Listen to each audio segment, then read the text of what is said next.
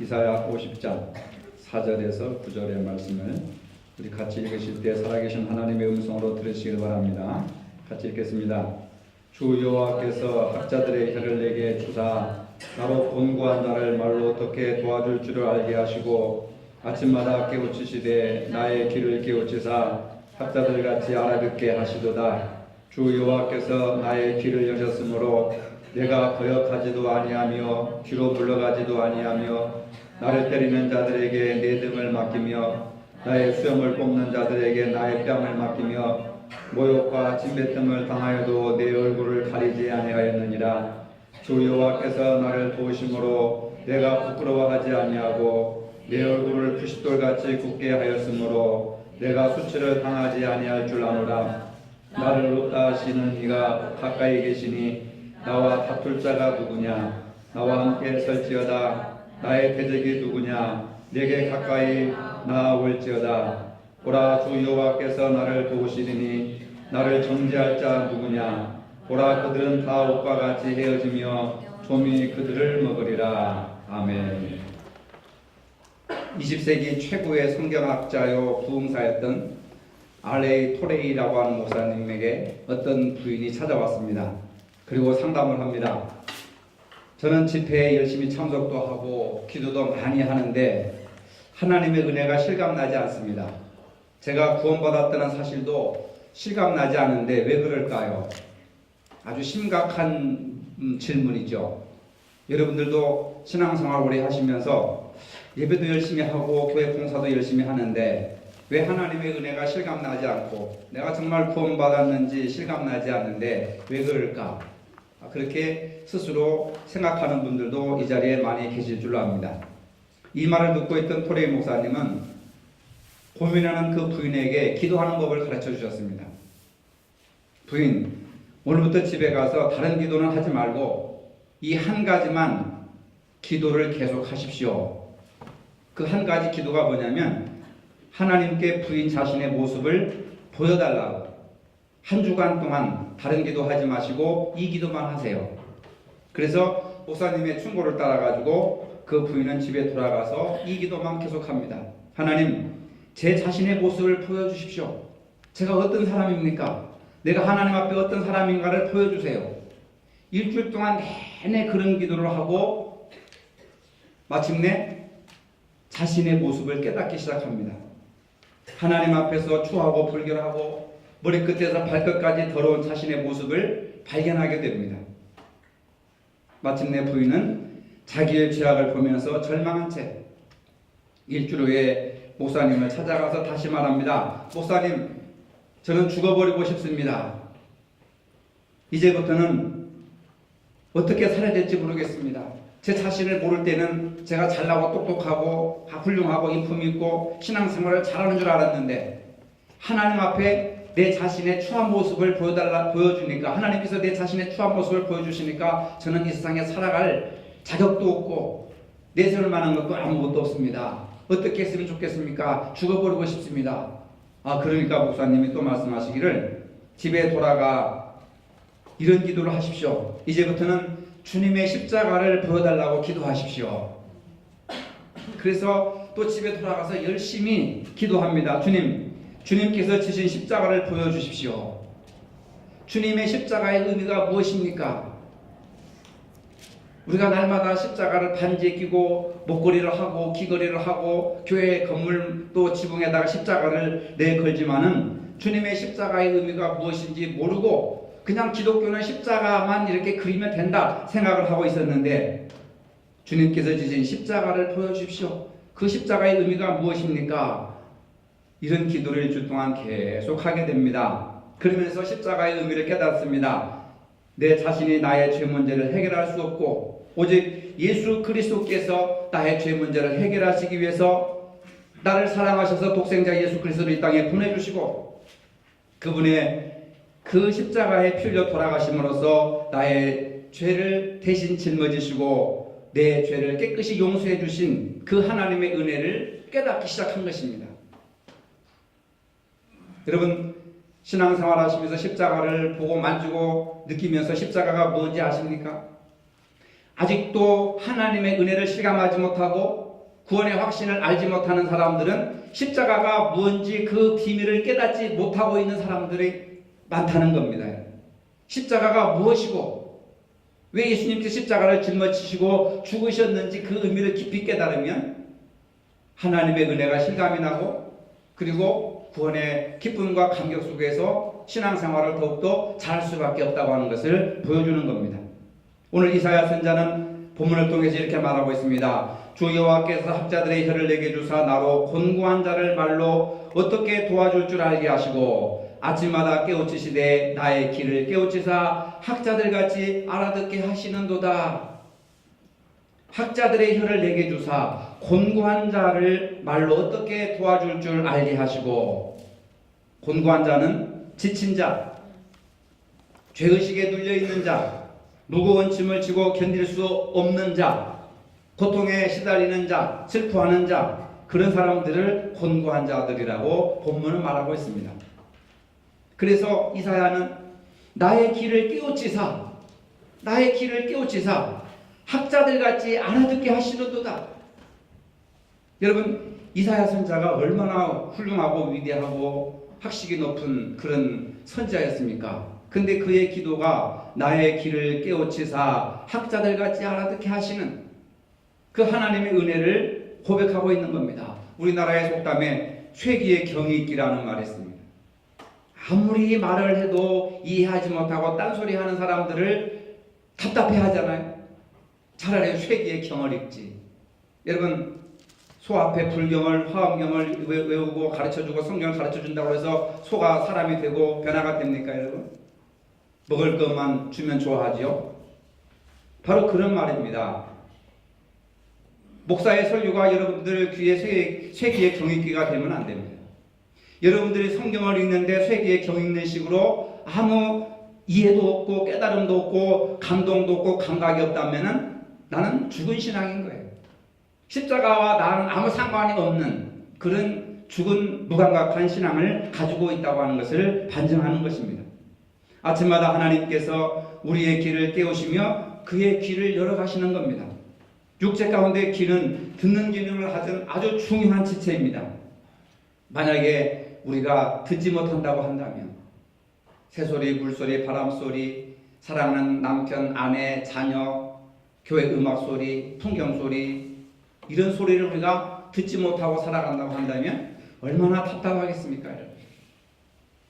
저희 신학교 때 제가 학교에서 이렇게 봉사활동을 하면서 학교에서 살고 있었는데 그 옆에 대덕이라고 하는 지역에 농아 목사님이 계셨어요. 근데 이분은 듣지도 못하고 말도 못해요. 근데 목사님이 돼가지고 지체장애들을 위해서 특수목회를 하시는데 공부하려고 매일 학교로 도서관에 옵니다. 그러면 제가 저랑 같이 이제 공부하면서 얘기를 하는데 뭘로 얘기하느냐? 내가 수화를 모르니까 글씨에다가 종이에다가 글씨를 써야 돼요. 글씨를 쓰면 그분이 또 나한테 글씨를 써가지고 필답을 나누는 거예요. 답답한 거죠. 근데 감정을 충분하게 전달하지 못하는 거잖아요. 왜 그렇습니까? 나는 입으로 말을 하고 싶은데 아무리 말을 해도 저 사람이 내 말을 못 알아들으니까 글씨로 써야 된다. 커뮤니케이션이 잘 못 되는 거예요. 몇 년 동안 이렇게 교제했는데도 참 답답하더라고, 인간관계라고 하는 게. 듣지도 못하고 말도 못하니까 얼마나 답답하겠습니까, 그 사람. 그런 경험을 한 적이 있는데 바로 하나님께서는 우리의 길을 깨우치시며 그의 길을 열어가신다고 하는 사실입니다. 하나님께서 길을 깨우시고 여시는 이유는 뭐냐면 하나님의 말씀을 들으라고 하는 거예요. 그래서 듣는 자가 복이 있다. 듣는 귀가 복이 있다. 믿음은 들음에서 난다고 하는 것이 하나님의 말씀을 들으라고 하는 겁니다. 하나님의 말씀을 올바로 듣기 위해서 길을 열어야 하는 것입니다. 그래서 에바다 열려라 하는 거예요. 에바다 열려라. 귀가 열리고 입술이 열리고 눈이 열려서 하나님의 세미한 음성을 들을 수 있어야 된단 말이에요. 여러분, 날마다 에바다 나의 길을 열어주옵소서, 나의 입술 열어주옵소서, 나의 눈을 열어달라고 기도하시기를 바랍니다. 하나님의 말씀을 올바로 듣기 위해서 길을 열어야 하는 거예요. 이것은 하나님과 영적인 대화를 의미하는 것입니다. 하나님의 말씀을 들어야 대화가 되는 거죠. 근데 들리지 않으니까 우리가 대화를 못해요. 그러니까 맨날 달라고만 기도하는 거죠. 답답하지 않습니까, 여러분? 귀가 열려야 하나님과 대화를 나눌 수 있습니다. 바로 예수님은 새벽 미명에 일어나서 하나님의 말씀을 듣기 위하여서 길을 열으셨습니다. 하나님의 말씀을 듣고 세상을 이기는 믿음을 갖게 되는 것입니다. 여러분, 예수님도 처음에는 고난의 십자가가 자신 밖에 있는 것이라고 생각했어요. 저 십자가는 죄인들이 짊어지고 죽어가는 사형틀이고 나는 저 십자가를 져서는 안 된다. 왜? 나는 죄가 없기 때문에. 그래서 예수님도 처음에는 고난의 십자가를 놓고 이렇게 기도하잖아요. 할 수만 있으면 이 잔을 내게서 옮기시옵소서. 이것은 내가 짊어져야 할 십자가가 아닙니다. 할 수만 있다면 내가 이 십자가를 짊어지지 않고 살아가게 해 주옵소서. 예수님도 십자가를 자신 밖에 있는 것으로 생각한 거예요. 여러분도 십자가를 자신 밖에 두고 있지 않습니까? 내가 십자가를 짊어져야 되고 그 십자가가 바로 내 자신과 가까이 있고 그 십자가가 내 안에 있다는 것을 여러분들이 깨달아야 된단 말입니다. 그래서 예수님이 그 고난의 십자가를 짊어지고 골고다 언덕으로 올라가셔서 십자가에 죽으시는 겁니다. 십자가가 자신 밖에 있는 것과 자신 안에 있는 것, 이 차이는 엄청난 차이입니다. 여러분들이 교회 밖에 있는 것과 교회 안에 있는 이 차이와 똑같은 겁니다. 교회 안에 있어도 십자가가 내 밖에 있다면 아직 예수님의 십자가의 은혜로 우리가 구원받지 못한 것이고 그 사랑을 깨닫지 못한 것이고, 교회 안에 있으면서 십자가가 내 안에 있으면 그 십자가가 여러분들의 것이고 그리고 그 십자가의 능력이 여러분들에게 나타난다는 것을 믿으시길 바랍니다. 이러한 고난의 십자가를 짊어지고 가기 위해서는 새로운 힘이 필요합니다. 예수님은 바로 이 고난의 십자가를 짊어지고 가기 위해서 힘이 필요한데 그 힘을 얻기 위해서 날마다 새벽 미명에 자신의 길을 열고 하나님으로부터 자신의 사명을 받음으로 그 사명을 감당할 수 있는 힘을 얻게 된 거예요. 그래서 새벽 오려 미명에 산에 들어가서 기도하셨더라. 뭘 기도합니까? 내 자신의 밖에 있는 십자가를 내 자신 안으로 들어지는 내가 지는 십자가가 되게 해달라고 날마다 기도한 거예요. 오병이의 기적을 베풀어서 부자 되게 만들고 인기 올라가게 만들고 내 이름이 세상에 알려지기를 원하고 그런 기도를 하는 것이 아니라 내 자신 밖에 있는 그 십자가를 내가 내 자신 안으로 끌어들여서 내가 감당할 수 있는 힘을 달라. 여러분, 뭘 위해서 기도해야 됩니까? 출세에 위해서, 좋은 직업 위해서, 돈벌이를 위해서 우리가 기도해야 되겠죠. 그러나 그것이 십자가의 구원의 목표가 아니다 그 말입니다. 두 번째, 내 얼굴을 가리우지 아니하였느니라 내가 수치를 당지 아니할 줄 아노라. 6절 7절의 말씀입니다. 6절에 보니까 나를 때리는 자들에게 내 등을 맡기며 나의 숨을 뽑는 자들에게 나의 뺨을 맡기며 모욕과 침뱉음을 당하여도 내 얼굴을 가리우지 아니하였느니라. 십자가를 친다는 게 뭐예요? 나를 때리는 자들에게 내 등을 맡기며 나의 숨을 뽑는 자들에게 나의 뺨을 맡기며 모욕과 침뱉음을 당하여도 내 얼굴을 가리우지 아니하는 것. 이게 바로 내가 십자가를 내 안에 끌어들이고 내가 짊어지고 가야 할 십자가와 고난의 길이라고 하는 겁니다. 수염을 뽑는 자들에게 나의 뺨을 맡기며, 수염은 당시 일종의 명예의 상징이고 권위의 상징이었습니다. 근데 수염을 자르거나 뽑는다고 하는 것은 모욕 중에 최고의 인격을 모독하는 것입니다. 실제로 로마 시대 때는요, 미운 사람들, 죄 있는 사람들을 족집게로 그 학자들의 긴 수염을 뽑는 형벌이 있었다는 거예요. 여러분, 쪽집게로 이 수염을 잡아 뽑는다는 게 얼마나 아프겠습니까? 아프기만 할 뿐만 아니라 그건 굉장히 큰 수치와 모독을 상징하는 거예요. 수염을 뽑히는 모욕을 당해도 뺨을 맡기며 침뱉음을 당하여도 얼굴을 가리우지 않는 것, 이게 바로 십자가를 짊어지고 간다고 하는 거잖아요. 그런가 하면 시편 105편에 보면 여호와와 그의 능력을 구할지어다 그의 얼굴을 항상 구할지어다 라고 하는 말이 있습니다. 하나님을 구한다고 하는 것은 그분의 임재를 구한다는 겁니다. 히브리어에서 얼굴은 임재로 번역합니다. 근데 또 한국 사람들은 이걸 가지고 하나님이 얼굴이 있다. 눈이 두 개고 귀가 두 개고 코가 두 개고 이빨은 틀니를 했을까? 금리를 했을까? 뭘로 했을까? 임플란트를 뭘로 했을까? 하나님이 우리가 똑같은 얼굴을 가졌다고 생각해요. 이건 하나님의 얼굴을 구하라 이 얘기는 상징적인 표현입니다. 비유적인 표현이라고 하는 거예요. 하나님의 얼굴이라고 하는 것은 그분이 나와 함께 하신다라고 하는 표현을 얘기하는 거예요. 그분의 임재를 얘기하는 겁니다. 우리가 대화할 때 얼굴 보고 하잖아요. 상대방의 눈을 보고 대화하라. 그 얘기는 뭐냐면 얼굴을 본다고 하는 것은 상대방이 지금 내 앞에 앉아 있다는 얘기예요. 하나님의 얼굴을 구한다고 하는 것은 하나님이 지금 내 앞에 계시다고 하는 것을 믿고 인정을 하라고 하는 거예요. 그것이 바로 하나님의 임재라고 하는 거예요. 따라합시다. 임재. 사람 이름이 아니에요. 임재가.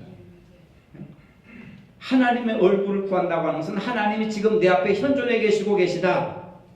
문자적으로 우리가 구할 것은 그분의 얼굴인데 하나님께 나아가는 히브리 사람들의 표현 방식을 하나님의 얼굴을 구하라. 그 얘기는 뭐냐면 하나님 앞에 나아가라. 하나님의 현존, 하나님의 임재 앞에 나아가서 그분께 기도해라. 그런 말입니다. 그분의 얼굴 앞에 있다는 것은 그분의 임재 안에 있다고 하는 겁니다.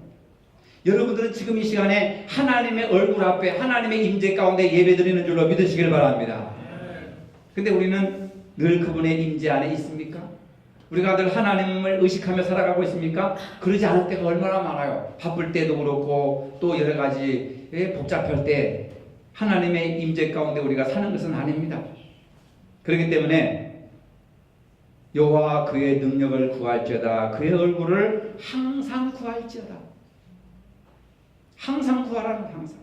뭘 구하랍니까? 하나님의 임재를 구하라. 하나님 나와 함께 계시옵소서. 지금 이 자리에 나와 함께 계셔서 나를 도와주시기 바랍니다. 지금 나의 예배를 받으시옵소서. 나의 찬송을 받으시옵소서. 나의 헌금을 받으시옵소서. 나의 이 모든 행동을 하나님 받으시옵소서. 임재 가운데 기도하는 것이고 항상 임재를 구하라고 하는 겁니다. 그걸 코람데오라고 하잖아요. 하나님의 임재 가운데, 하나님의 현존 가운데, 하나님의 얼굴 앞에 우리가 지금 있다고 하는 겁니다. 그래서 항상 얼굴을 구하라. 근데 그 말은 뭐냐? 우리의 마음과 생각을 하나님께 고정하거나 집중하라고 하는 것입니다. 여러분, 공부 잘하는 사람들은요, 집중을 잘하더라고요. 잘하는 사람들이 공부를 잘해요. 딱 집중하면 다 알아듣습니다. 근데 마음이 콩밭에 가 있는 사람들은 오늘 오후 시간에도 내가 오늘 설교에 대해서 잠깐 피드백을 하려고 하는데 설교를 실컷 했는데 무슨 설교 했대야? 제목도 모르고 본문도 모르고 내용도 모르고 그럼 그리고 나서 이제 집에 가요. 가서 예배드리고 왔다. 목사님 설교 뭐 했습니까? 몰라. 그냥 갔다 왔어. 그래서 신앙이 안 자라는 거예요, 여러분. 이게 심각한 문제입니다. 그러나 말씀을 집중하고 필기하고 필기해놓고 쳐다보지 않고 복습 안 하면 소용없어요, 그것도. 저쪽 교회에 있을 때 어떤 젊은 집사님이 거기 가서 3년 정도 됐는데 노트를 이만큼 가져왔어요. 자기 자랑을 하는 거야. 목사님 설교로 3년 동안 자기가 노트 필기했는데 필기를 요약을 잘했더라고요. 글씨도 깨끗하게 쓰고 2016년 4월 17일 11시 설교 제목 목사님 이름 본문 그리고 내가 좀 이렇게 감동스러운 예화라든지 감동스러운 말씀하면 그거 다 적고 설교 대지를 다 적었어. 아 설교 요약본이 이만큼 가지고 온 거예요. 제가 감동을 받았습니다. 근데 삶은 하나도 안 따라 살아. 그 삶에 대해서 맨날 남편하고 싸우고 한 달 동안 말도 안 하고 막 무슨 소용이 있어요. 그러니까 뭡니까? 잘 듣는 것은 집중을 잘해서 내가 그것을 기억하는 것이 아니라 그 말씀을 가지고 살아가는 것이 여러분 복인 줄로 믿으시길 바랍니다. 그게 바로 하나님의 얼굴을 항상 구한다고 하는 것은 하나님의 임재를 구하는 것인데 그 하나님의 임재를 구하는 것은 하나님께 마음을 고정하거나 시선을 집중한다는 거예요. 그러니까 여러분들이 하나님의 얼굴을 구하는 것은 목회자의 설교에 집중하고 그 다음에 시선을 고정시켜서 무슨 말씀을 하시는지 그리고 그대로 듣고 이해하는 것으로 끝나는 것이 아니라 한 주간의 삶 속에서 그 말씀을 가지고 살아가야 된다. 사랑하면 생각하게 돼 있잖아요. 안전하서나 당신 생각. 하나님을 사랑하면 하나님께 시선을 집중할 수밖에 없는 거예요. 마음을, 시선을 하나님께 고정하시고 집중하시기를 바랍니다. 그런데 우리의 마음과 시선을 고정하거나 집중하려면은 많은 장애물들을 피해야 됩니다. 그래야 임재의 빛 가운데 있을 수 있습니다. 영적으로 무뎌지는, 영적으로 방해되는 모든 것들은 무엇이든지 피해야 된다 그 말입니다. 우리의 길을 가로막고 있기 때문에 그렇습니다. 우리의 삶과 생각 속에서 하나님께로 향하면서 우리는 그분께 부르짖습니다. 너희는 여호와를 만날 만한 때 찾으라, 가까이 계실 때 그를 부르라 하는 거예요. 내가 만일 하나님을 찾으며 전능하신 이에게 간구하고 구하려면 우리가 부르고 간구해야 됩니다. 주여 제 눈을 멀게 하는 막을 걷어 주시옵소서. 나의 영적인 삶을 방해하는 방해물들을 제거하여 주시옵소서. 긍휼을 베푸셔서 주를 보게 하여 주옵소서. 설교를 들을 때도 나는 도저히 목사님의 설교를 이해할 수가 없습니다. 그러면 목사님의 설교를 이해할 수 있도록 주여 나의 길을 열어 주시옵소서. 나의 마음을 열어 주옵소서. 그런 기도를 해야 돼요. 실제적으로. 하나님을 구하지 못하게 막는 가장 큰 장애물은 교만이라고 하는 겁니다. 악인은 그의 교만한 얼굴로 말하기를 하나님이 없다 하느니라. 하나님이 어디 있느냐? 주를 구하려면 겸손이 필수적이라고 하는 거죠. 여러분, 교회가 어떤 곳이라고 생각합니까? 교회는 기도하는 곳입니다. 하나님의 관계가 중심이 되어야 하는 것입니다. 우리가 하나님과 깊은 관계를 유지하기 위해서 무엇이 필요한가, 어떤 도움이 필요한가, 이런 고민이 교회 안에 필요하다는 겁니다. 하지만 요즘 교인들은 그런 고민이 없습니다. 많은 분들이 하나님과의 관계보다는 자신의 받을 복에 더 관심을 갖게 된다는 겁니다. 복을 위해서 무엇을 해야 하는가에 관심이 많다는 겁니다. 자신을 드러낼 수 있는 봉사 자리에 앉고 싶어 하고 자신과 의기투합하는 사람들과 만나서 교제하기를 원합니다. 이것이 교회에 다니는 이유가 되어버렸습니다. 여러분, 이것이 교회를 다니는 이유가 되어버렸다고 하는 이게 비참한 현실 아니겠습니까? 하나님과의 관계 속에서 내가 어떤 삶을 살아야 하는지, 나는 어떻게 달라져야 하는지 이런 데는 관심이 없는 거예요. 그러나 이것 하나만 생각해 보십시오. 하나님과 우리의 관계는 무엇 때문에 회복되었습니까? 바로 예수님의 십자가로서 가능하게 되었다고 하는 겁니다. 십자가를 통한 우리와 하나님 사이를 가렸던 휘장이 찢어지게 되었습니다. 하나님과의 직접적인 관계가 십자가와 부활을 통해서 가능하게 되었다는 겁니다. 우리가 예배드리고 기도하고 찬양하는 것, 예수님의 십자가 없이는 불가능한 겁니다. 예수님은 우리와 하나님과 관계를 위해서 모든 것을 쏟아부어 주셨습니다. 피 한 방울, 물 한 방울 아낌없이 다 쏟아부어 주셨습니다. 목숨도 아깝지 않게 여기셨습니다. 그런데 우리는 예수님을 믿는다고 하면서 내 돈이 아깝고 내 시간이 아깝고 내 직장이 아까워서 주님의 가르침을 헌시작처럼 버리고 살아가고 있습니다. 바로 이러한 것들이 이기적인 교만이고 이기적인 욕망이라고 하는 겁니다. 그러나 주를 구하는 자들에게 주신 큰 약속이 있습니다. 그분이 만나주신다고 하는 겁니다. 여러분, 내가 만일 나를 찾으면 만날 것이요, 그분을 만나면 큰 상급이 있는 겁니다. 그 상급은 하나님이 우리의 가장 큰 상급인 줄로 믿으시기를 바랍니다. 로또 당첨되는 게 아니에요. 하나님 자체가 우리에게 가장 큰 상급이고 우리가 하나님을 만나는 것이 가장 큰 축복이라고 하는 거예요.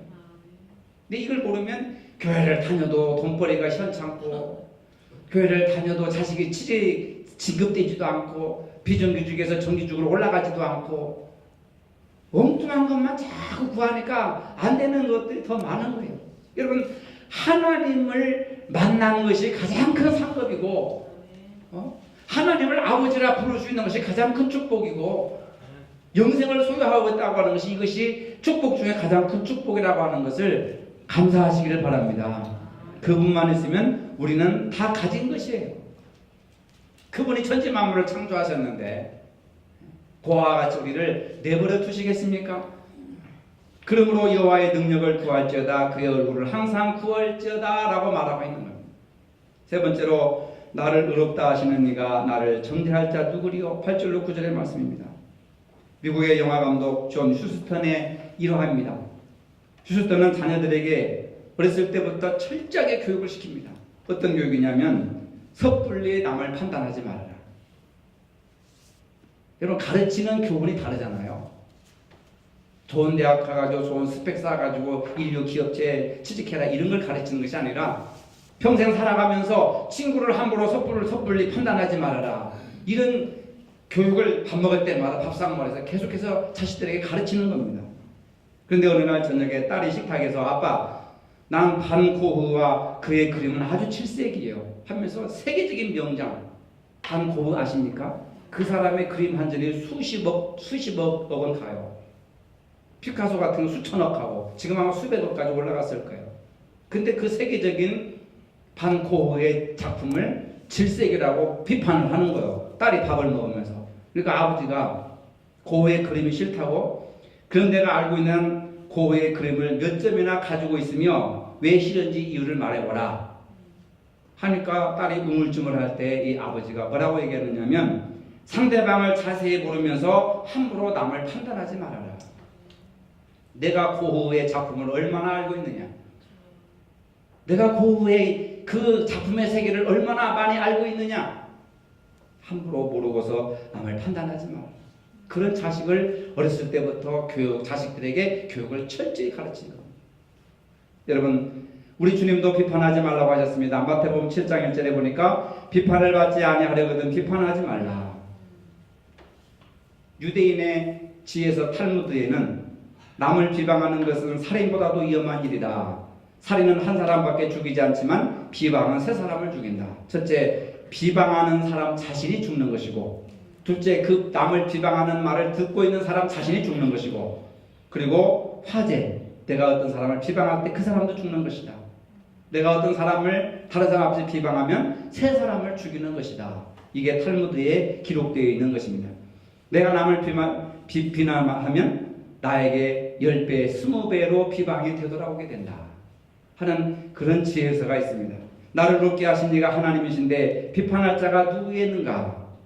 비판보다는 감싸주고 이해해주고 인정해주는 자세가 필요하다고 하는 것입니다.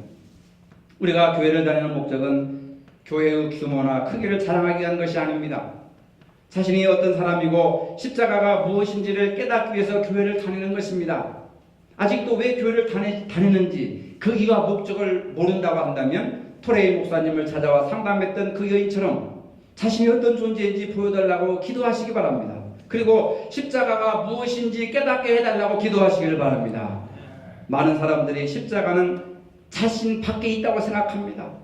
자신 안에 있는 십자가가 있다고 생각하지 않습니다. 예수님께서 제자들을 부르실 때에 아무든지 나를 따라오려거든 자기를 부정하고 자기 십자가를 지고 나를 따를 것이니라. 여러분 십자가를 짊어지고 나를 따라야 내 제자가 된다. 이렇게 말씀을 하신 겁니다. 여러분들이 예수님의 제자입니까? 예수님의 제자라고 한다면 이제는 십자가를 밖에 두지 말고 그 십자가를 내가 안으로 모셔드려야 돼요. 내가 내 십자가를 짊어져야 되는 겁니다. 십자가를 진다고 하는 것은 뭐예요? 십자가는 뭡니까?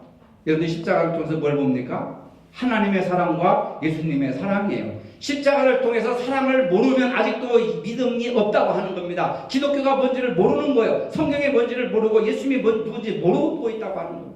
여러분 십자가를 통해서 하나님 아버지의 사랑을 보시고 예수님의 사랑을 보시기를 바랍니다. 사랑을 봐야 된단 말이죠. 하나님이 세상을 이처럼 사랑하사 독생자를 주셨으니, 그래서 우리를 죄를 위해서 십자가에 피 흘려 죽으신 그 사랑의 결정체가 바로 십자가라고 하는 거예요. 십자가를 알면서 사랑을 모르면 십자가가 뭔지를 모르는 거예요.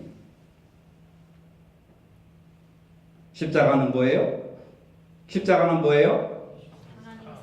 하나님 사랑. 하나님 사랑. 이웃사랑. 예수 뉴스를 보았습니다. 재밌는 기사가 있더라고요.